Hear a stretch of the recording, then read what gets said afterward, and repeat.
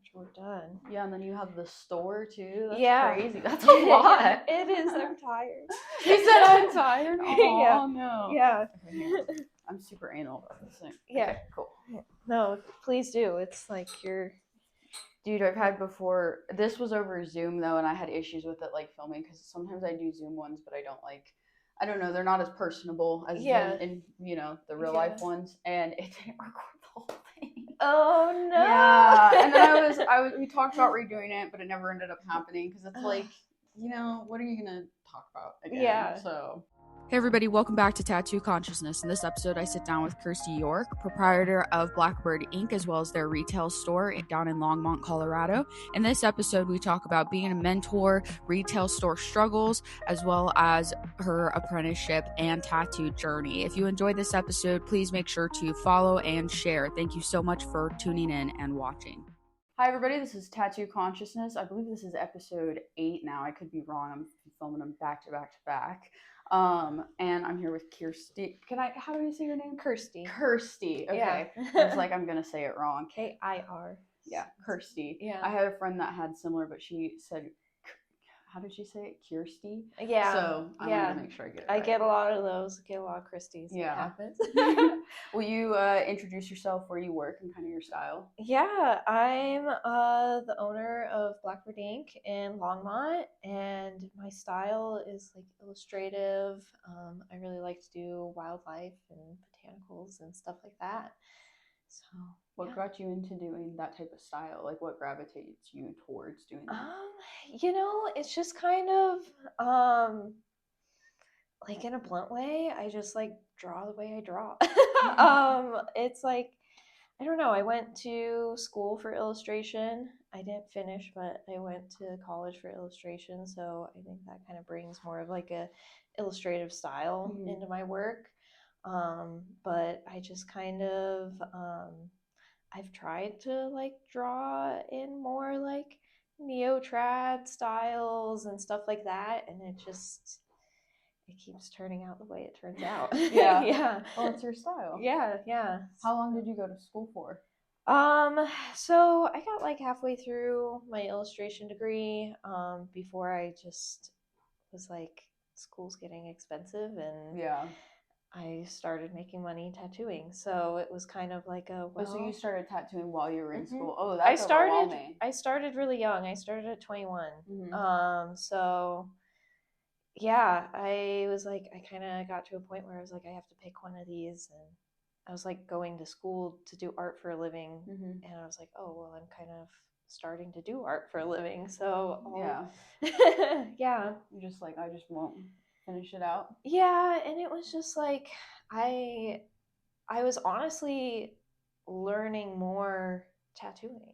Like, I was like progressing with my artwork. Oh, really? More, like, the more I tattooed. I mean, college was great, and I learned a lot, especially with like figure drawing and stuff like that. And I do like think kind of doing both really kind of developed my skills into what they are today. But it's like, when you're tattooing every day and drawing for clients every day, like that just like progresses your artwork so much faster. Yeah, because you're constantly doing it. Yeah, you're constantly doing it. And I think, doing it for school and tattooing at the same time, I was just like, so what was your like apprenticeship like in going through that, since you were going through school? Were you working as well, or were you just tattooing? I was also working. I was working at a doggy daycare. Oh, that's so great. So I love that. That's awesome. Yeah. My apprenticeship was interesting. It's not an apprenticeship that I would recommend to people. I didn't get my apprenticeship out of necessarily like a tattoo shop. I learned at a tattoo supply shop. Oh, that's interesting. Yeah. I haven't heard that before. Yeah. It was, I don't know. It was a guy that took my money to teach me to tattoo, and then, it wasn't a shop, so he was kind of like, okay, now you're off.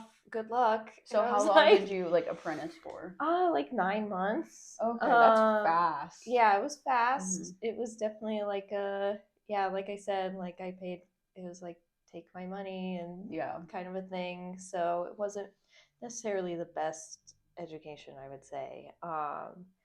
But I did my apprenticeship, and like at that time too, like I was like trying to get tattooed by people I really looked up to, and like try to absorb like what I could, like getting tattooed. And then I finally like landed a job in a walk-in shop just from like my portfolio from my apprenticeship and stuff, and worked the cliche like walk-in shop life, for a while.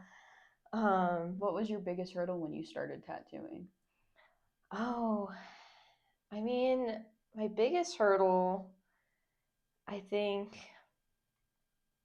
technical wise, was like learning how to stretch. And then, like, on the other side of tattooing, like, I guess just like figuring out how to market myself and like how to navigate like getting clients and booking people. And I don't know, there's so many layers to tattooing that it's like, I don't know, there's there's so many hurdles.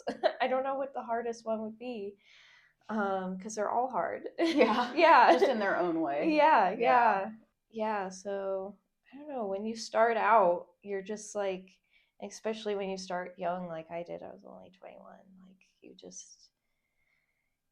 you trip over a lot of hurdles, I guess. Yeah, and you kind of just figure it out as you go. But yeah. Do you think it was beneficial for your career to start out so young, or do you wish you would have like gotten a little bit more life experience?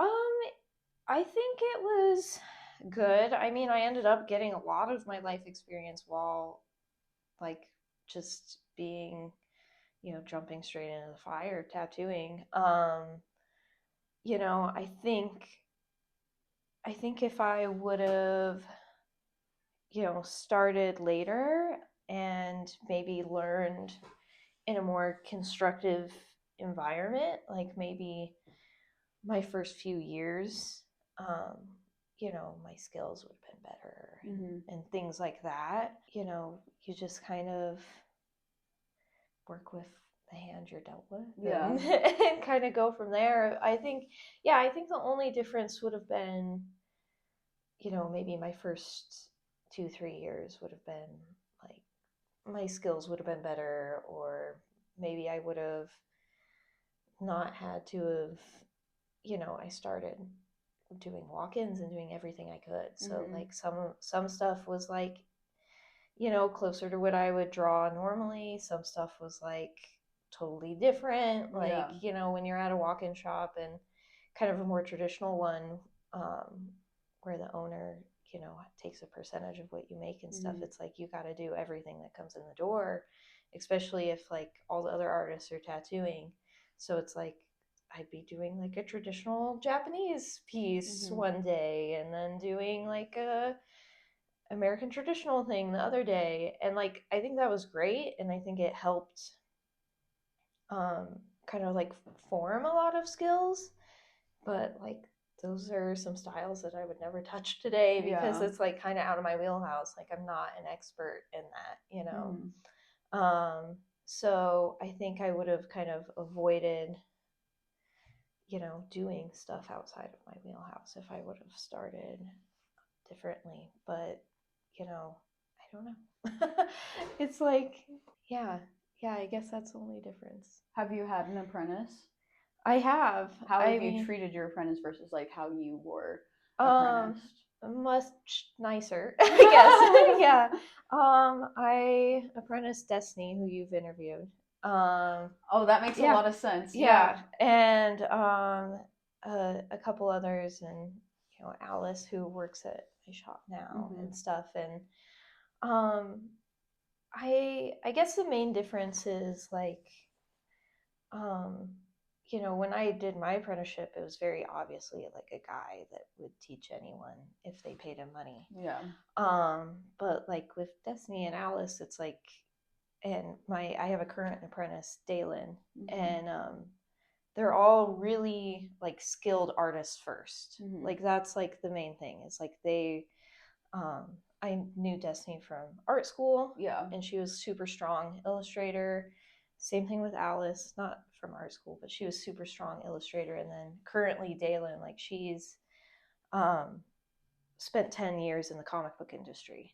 So all like really strong artists. So I think that's like a big difference is like I, for one, pick people who have strong art skills to begin with. And then because they already have those skills, I can just focus on like, okay, I don't have to teach you how to draw. I can just teach you like the skills. I can teach you the health side. I can teach you like the technical side of tattooing, like how to stretch, how to use a machine, how to like all of these things. And yeah, I don't have to worry about teaching you how to draw. And then on that way too, it's like when I apprentice someone, I think of them as like an investment. Like I'm teaching them because their art skills are so good and I want them as part of my team.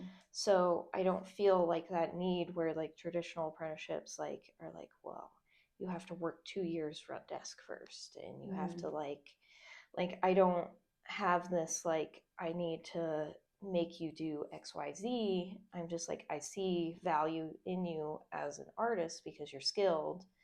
Like let's teach you how to tattoo and like let's sit down and do it in a really like calm, constructive way, you know, that is like beneficial to both of us. And yeah, I just kind of do it like that, I guess. Do you feel like you kind of pick people who have a similar style to you, or like you can integrate, like, because you know, I would say a little bit. I mean, I think that's important for any like mentor apprentice relationship. Is like if someone came to me and they're like, I want to learn how to do photorealistic black and gray, I'd be like, I can't teach you how to do that. You know, if someone came to me and was like, I want to learn, you know, traditional Japanese or like super American traditional, like super in its core, that's also out of my wheelhouse. So like I'm not going to teach someone skills that I don't have. Yeah. So I would say like those guys do have like similar styles to me, but I do have like a range. Like in my stuff I do both black and gray and color, and I incorporate line work. So it's like from those, like I mean, I taught Destiny and she just does like black and gray. You know, like Alice does mostly black and gray too. I like to do a lot of color, and like I'm hoping with Dayla in my current, she like kind of picks up more of that color work. You know, so it's just they're similar but different. Yeah. Yeah, they're still unique. When did you open your tattoo shop, and then also when did your actual like storefront come into play? Yeah. To that? Was that always an idea you were kind of thinking about? I kind of just like fell into it a little. I left the walk-in shop that I was working at for a while, and I saw an ad for a space that was another tattooer basically wanted out of their lease. And it was a small space just like in a strip mall. So I took over her lease. I was like, okay, yeah, why not? Let's go for it. You know, I was kind of, you know, coming from a walk-in shop, I wanted something very different. And I took over that space, and it was kind of just a private studio. It was really small, just little tiny cube in a strip mall, you know. So it was pretty manageable, and I like tattooed there for pretty much a whole year just by myself, kind of private studio vibes. And then eventually, you know, I took like more people in. That space could only fit like 3 artists. It was all just like one big room, like open concept shop, just like there's just like a row of 3 of us. So yeah, that space opened in the end of 2017. And then yeah, I like signed the lease October 2017.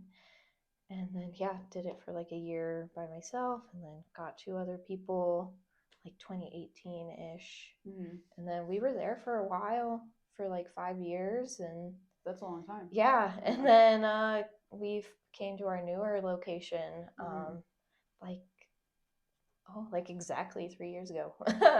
Yeah, we did our opening for Valentine's Day, so like exactly that's nice. 3 years ago. Yay. Yeah. So it's been a while. I mean, time flies. It doesn't feel like it's been that long. Yeah. Yeah.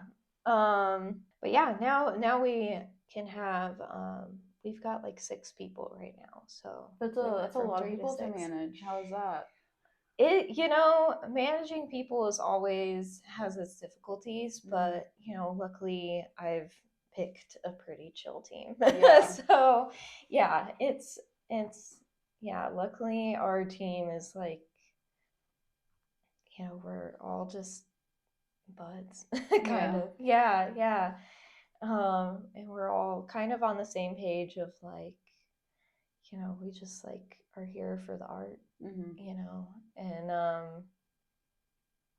yeah, so it's easier to manage when everyone's on the same page and everyone's pretty chill. So what about the retail store? How is that like? Yeah, so that's like brand new. I mean, we found this space, and my partner Taylor, he has always wanted to do a plant store, and this is a 2-story building, so it kind of worked out perfect. So we were like, oh, we can do like the plant, kind of like oddities. There's like an apothecary down there, all of that downstairs, and we can have the tattoo shop upstairs, and it'd be like more private, and so that's like a whole new beast that I had never done before.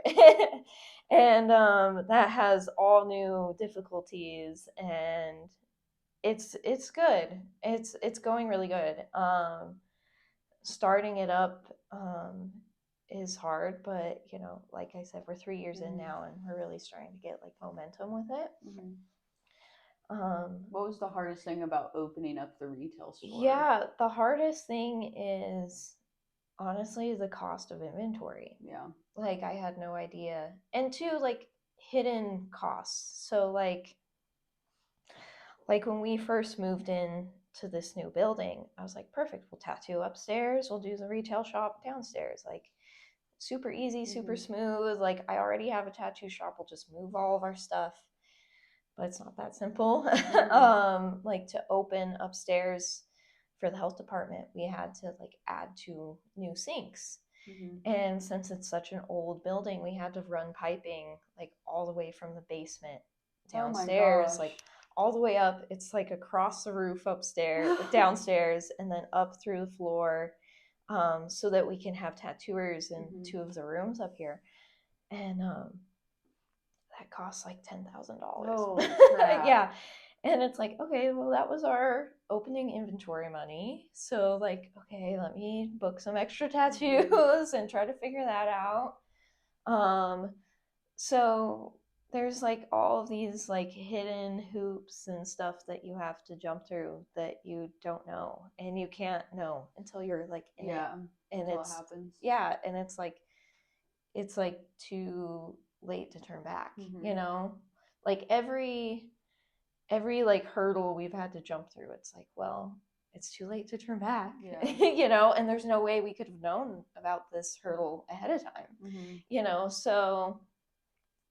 So yeah, and so because of that, like our inventory downstairs started off pretty small, and then we just kind of keep, all the money we make downstairs just goes into like getting more inventory. Then we make more, and then we get more inventory. So we haven't gotten to like keep a whole lot of the money, which is good. I mean, which is fine. I mean, we're not, the big thing is like a lot of stores like that start by taking out like a giant business loan, and we haven't had to do that. So in a way, like we're really lucky.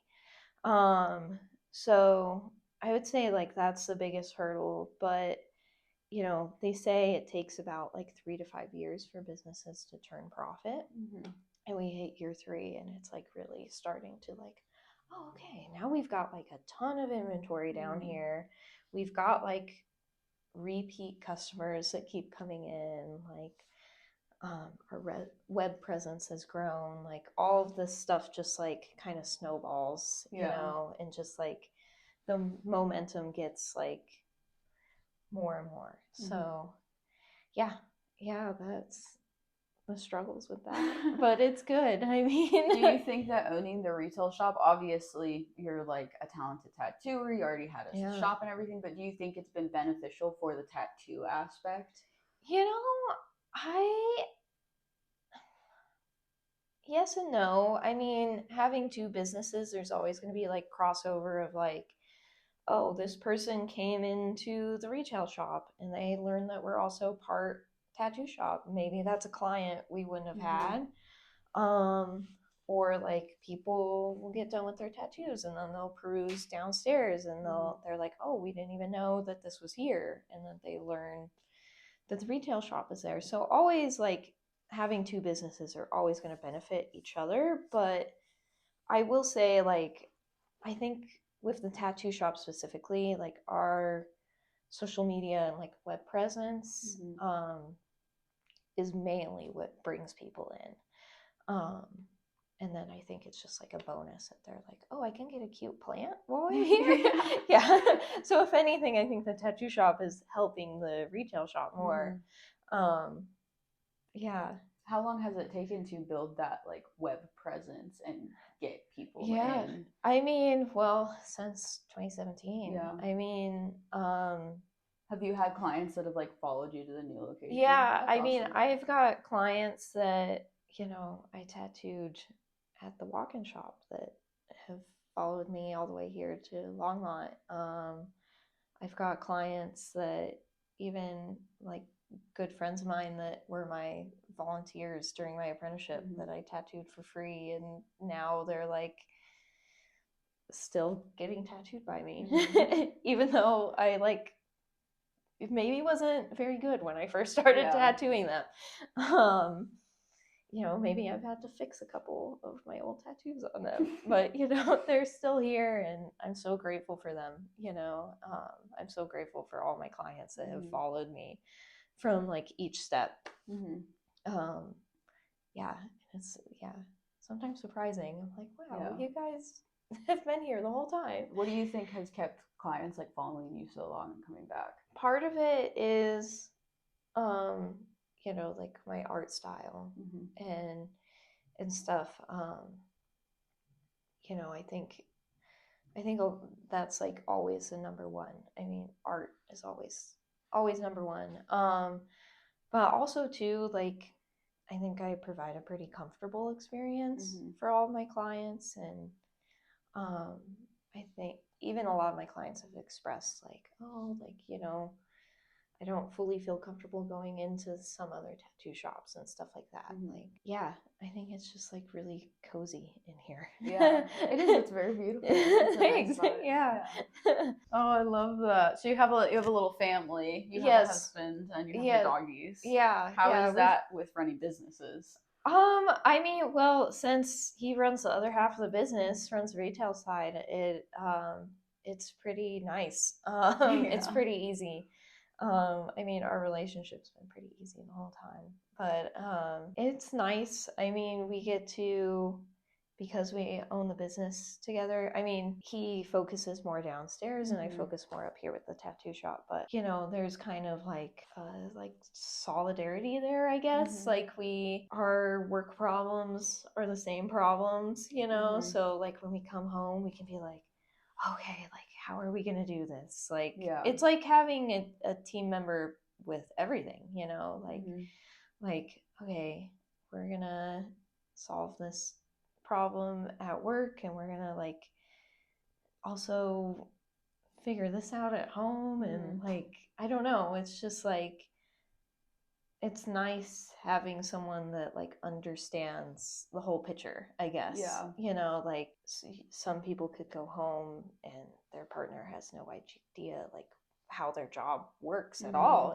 Like if my partner was an engineer, like, and he came home, I'd be like, okay, honey, I don't understand any of that, like, but we like fully understand all of it and help each other through all of it. So it's great. And the dogs are just fun. Sometimes they're just fun. Yeah. Sometimes they're a lot.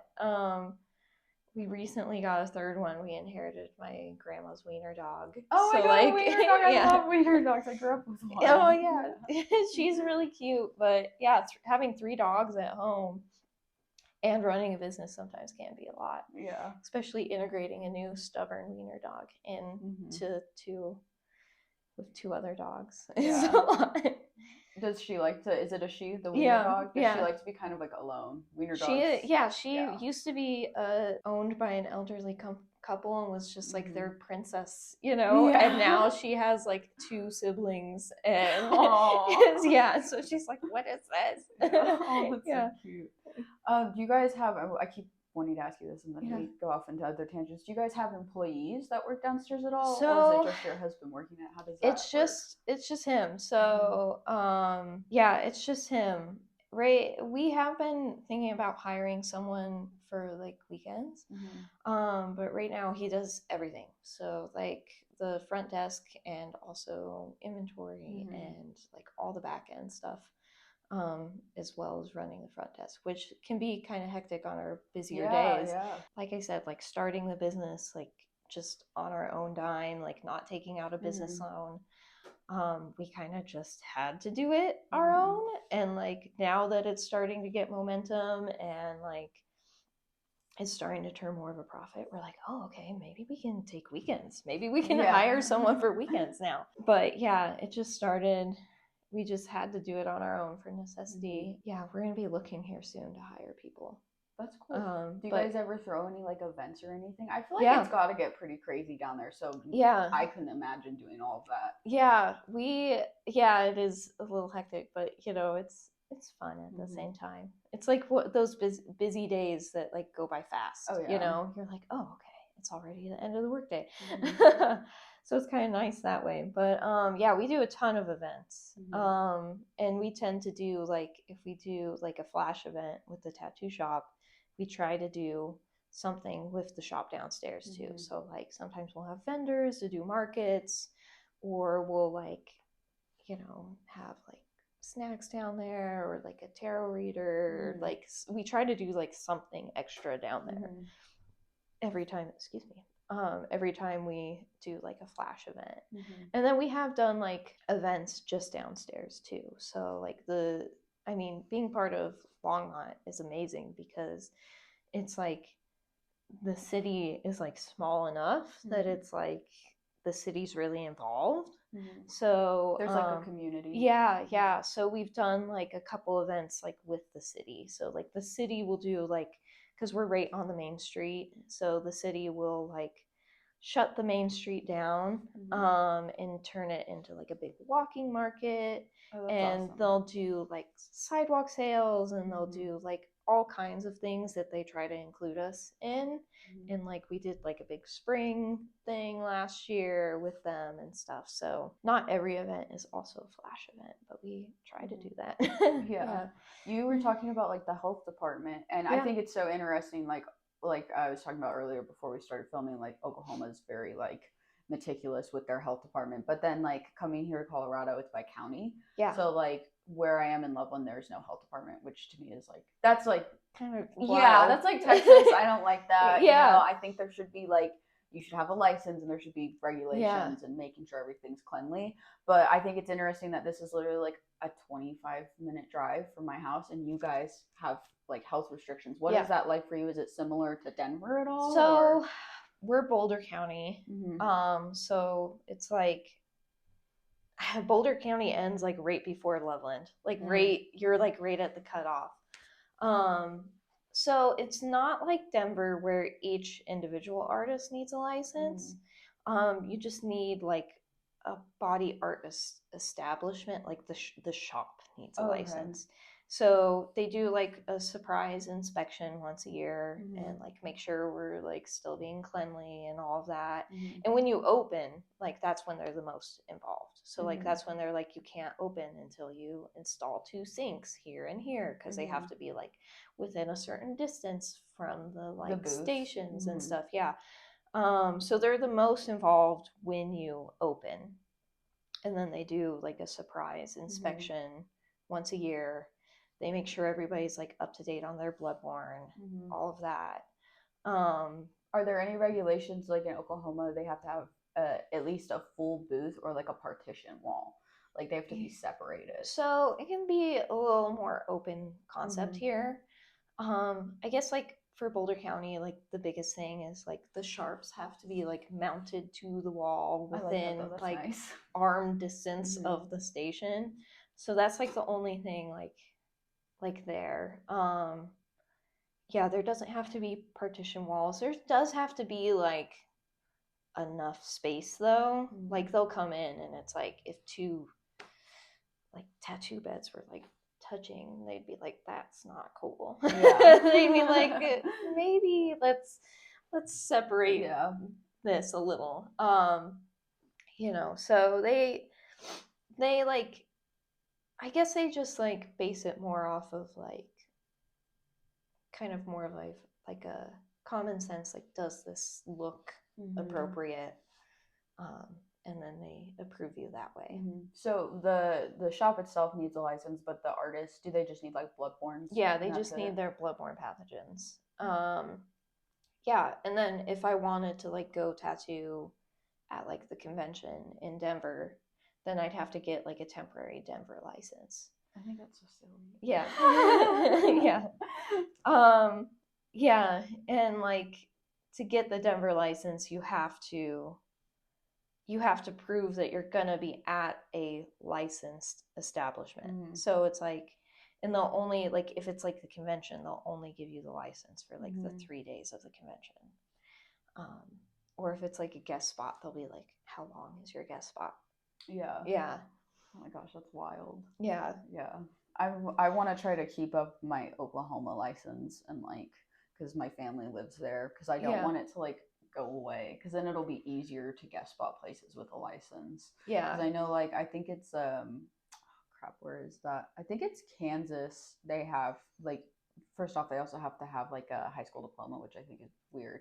Oh, okay. But you have to have like a physical license from another place, which to me doesn't make sense because what if you're coming from like Texas or like Larimer County doesn't have licensing, so yeah, I don't know. Yeah, it's like all, what are you supposed to do? Yeah, it's all very weird. Every time I talk to other artists in other states, it's just like so strange the different rules and stipulations, or like Oregon with the art schools and stuff. Yes, yeah, they have to go through like an actual schooling, which is super interesting. Yeah, it's very weird.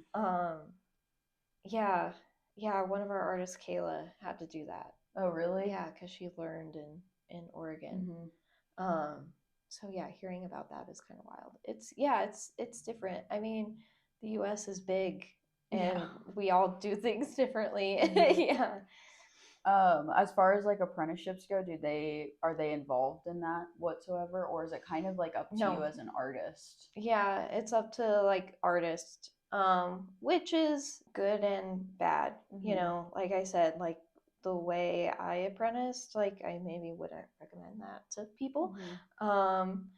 You know, so it's like maybe there should be more regulation. At least like a little checkup. Like, oh, is who you're learning from like a reputable person? Okay.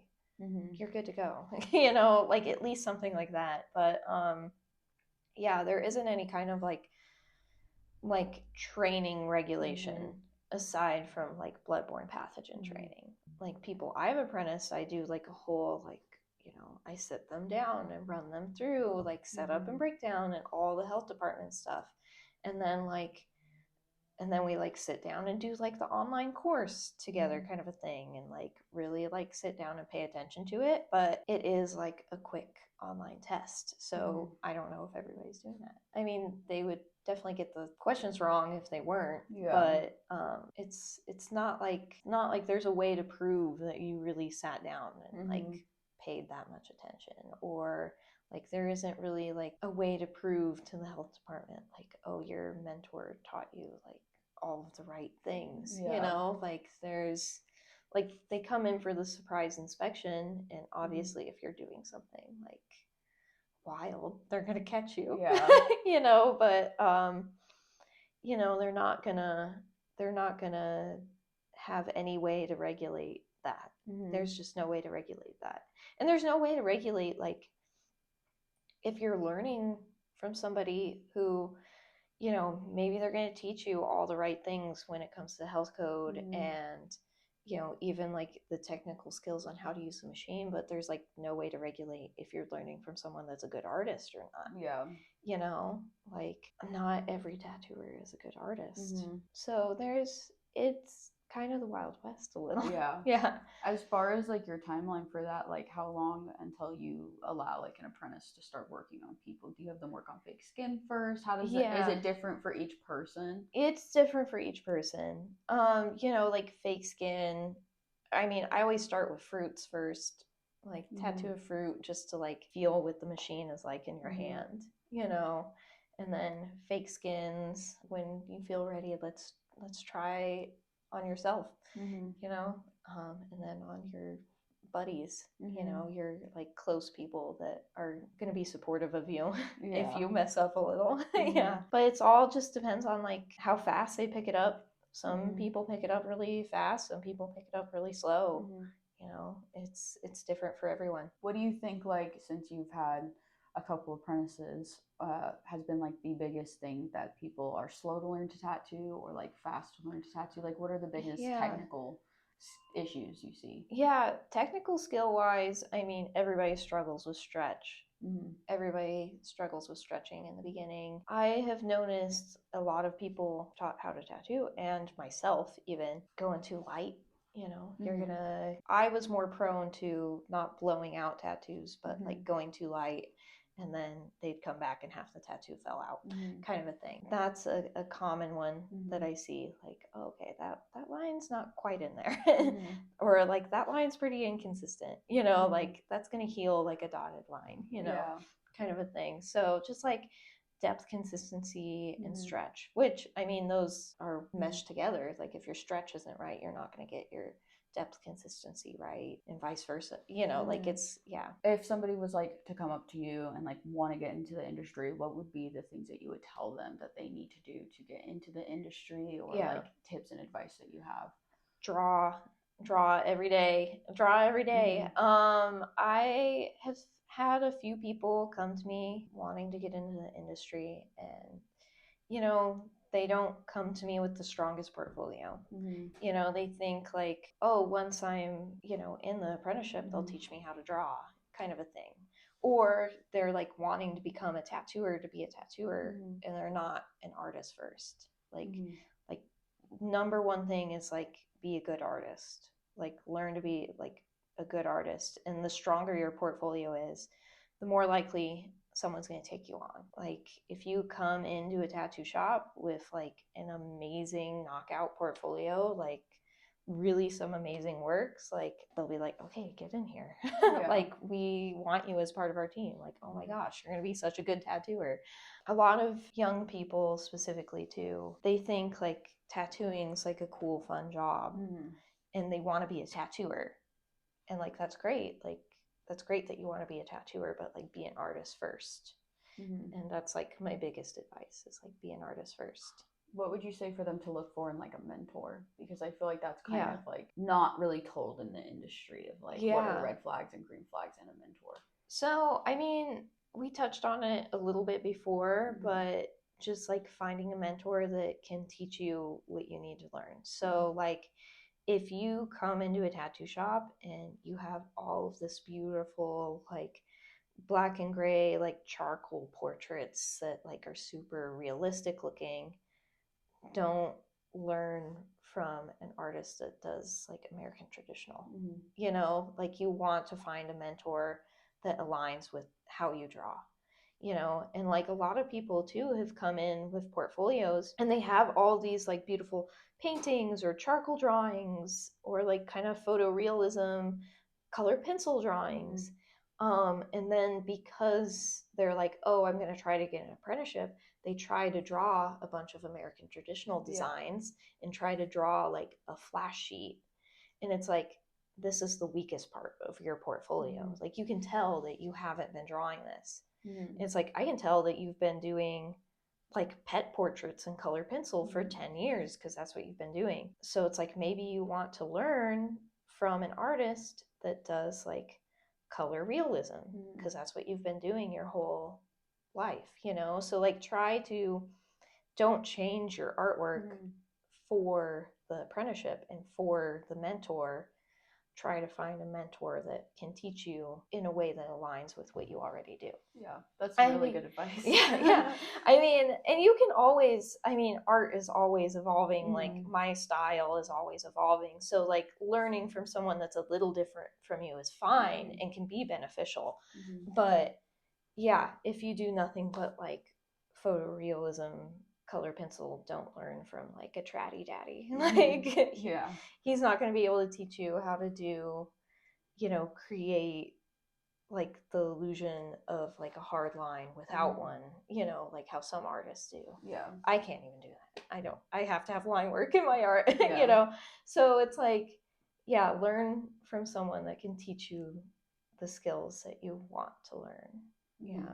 Yeah, I totally agree. I did exactly what you said not to do. Is I did pencil portraits, and I went under somebody who did American traditional because that was all I could get. So, yeah.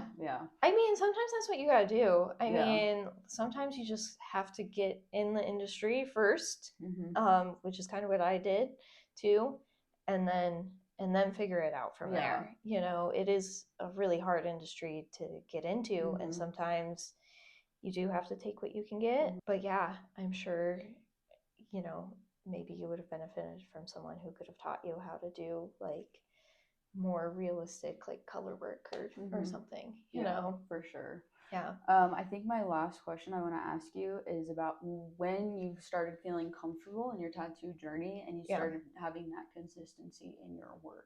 Yeah. Probably not till at least 5 years in. Yeah. But like I said, I mean, my first couple years, you know, I maybe didn't get the best education and stuff like that. So I think it took me a little while to like get a groove going, you know, and we're always our own worst critics too. So I would say about year 5, I started to feel like, oh, like, okay, I'm really like, I've got a style now, and all my lines are looking pretty clean, and like, oh, like, I'm really like packing color without struggling now, and like all of this, I'm like, it's just like everything's really clicking, you know, like I'm, you know, tattooing faster as well, you know, when you first start, you're like really slow, you know, so like, yeah, year 5, I felt like really, okay, I'm established in a style.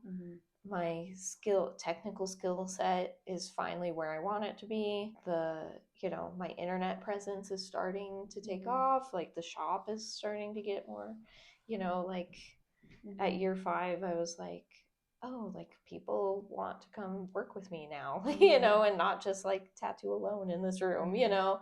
So I think year 5 is kind of where it started to snowball. What helped you like learn the most? Is it just talking to peers and getting tattooed by other people? Or? Yeah. I mean, I always make a point to try to get tattooed by people I really look up to the point where I've like flown out to Europe and stuff like that. That's awesome. To like really like, I want to get tattooed by like, you know, these people I really look up to and try to absorb every bit of information I can. So yeah, that's a big part of it. And just doing it every goddamn day. Just drawing every single day and tattooing almost every single day. Like, you know, there for a minute, you know, I still tattoo almost every day, but there for a minute I was doing like 7 days a week, you know. Oof. Like like just really like the more you do it, it's like truly practice makes perfect. Like the more you do it, the more you like, and two, the more you don't just like do the same thing over and over again too. Like if you're gonna not like push your work to the next level, like if you're gonna just stay doing the same, you know, similar designs over and over again, like in this box, you know. But I think, you know, getting tattooed by people I really look up to, or like going to conventions and like seeing what kind of pieces or like winning awards and stuff like that, it's like, oh, like maybe I can try to do that in my work, you know, like maybe I can try to like push my work to this level, or like even too just like following not tattooers but traditional artists on like Instagram, and like seeing like an amazing painting and being like, oh man, how can I put that into my artwork? How can I draw, you know, figures a little bit better like how this artist does, you know? And just like keep pushing your work too, you know, like not get complacent, I guess. Yeah. Because then you're stuck. There's no momentum. Yeah, exactly. Yeah. Totally. I really appreciate you being on. You had some really great answers. Oh, very thanks. concise. Yeah. No ums or buts. You were all oh, cool. Yeah, perfect. Would you like to say where you're located, how they can book a tattoo with you? All that good totally. So I'm located in Longmont, which is, you know, I guess like 40 minutes north of Denver. So if you want to, you know, come to a little bit more small town vibes versus Denver. Yeah, we're up here. We're on the main street, and you can book with us on our website. It's just blackbirdinktattoo.com, and all of my booking info's there, and all the other artists' booking info is there. And yeah, also on Instagram, Blackbird Ink Tattoo on Instagram, or my Instagram is Yorkie Tats. So yeah, you can find me on the internet. Perfect. Easy peasy. Yeah, I appreciate it. Thanks so much for tuning in to Tattoo Consciousness. Make sure to follow us on social media to stay up to date. And if you'd like to support the podcast, please make sure to check out my website for original art and prints, as well as sharing to your friends and family. See you next time.